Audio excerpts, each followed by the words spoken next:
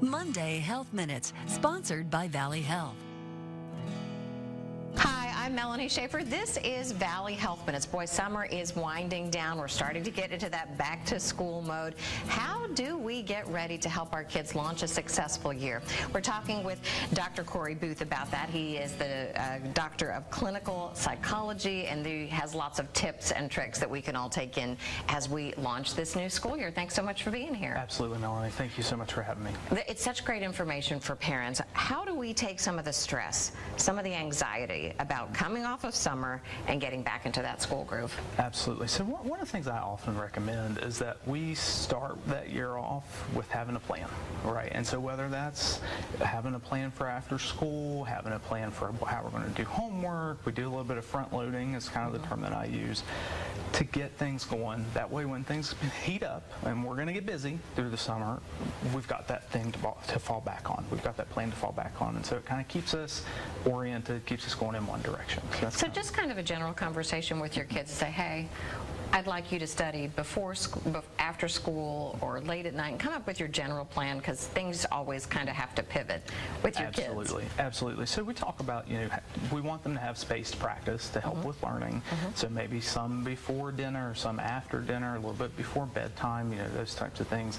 But also breaking it up to where it's manageable, right? So we, depending on their age, we're not going to expect them to be able to sit for too long. So we want to make sure that they're able to make the most of the time that they study. But we also want them to be comfortable too, so that they can do as well as they can. And just to kind of set that expectation, so everybody knows where we're headed.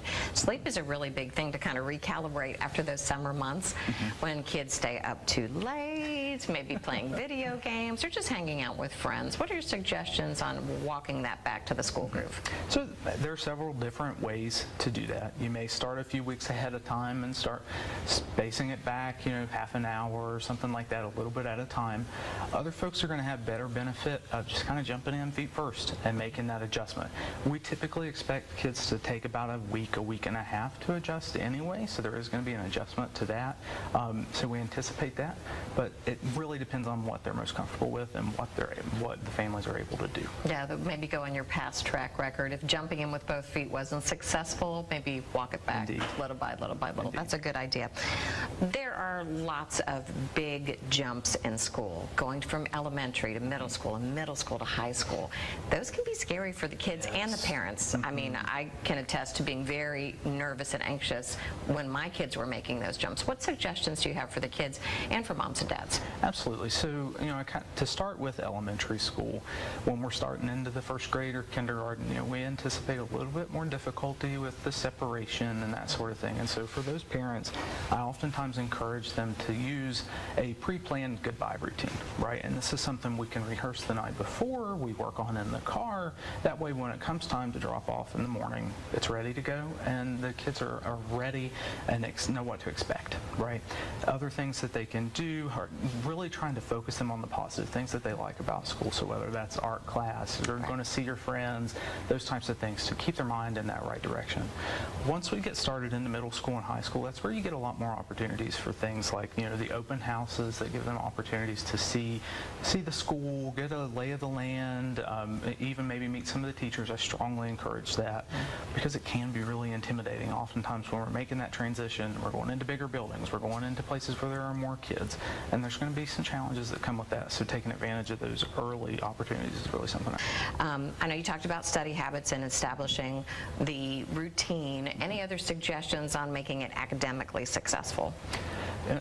Thinking about the academic success, what we really encourage is looking at it from a mastery point of view.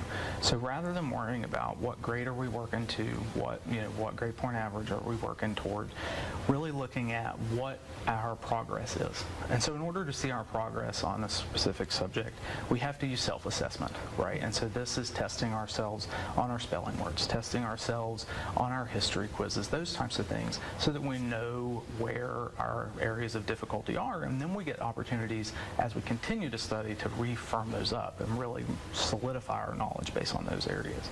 I love your suggestions about having those opening conversations, setting expectations, just kind of clearing the air so everybody's on the same page to start the school year. And hopefully everyone will have a wonderful, wonderful new school year. Dr. Wu, thank you so much for being here. Thank you so much, Melanie. Hope you picked up a couple of tips. We'll see you next Monday on Valley Health Minutes.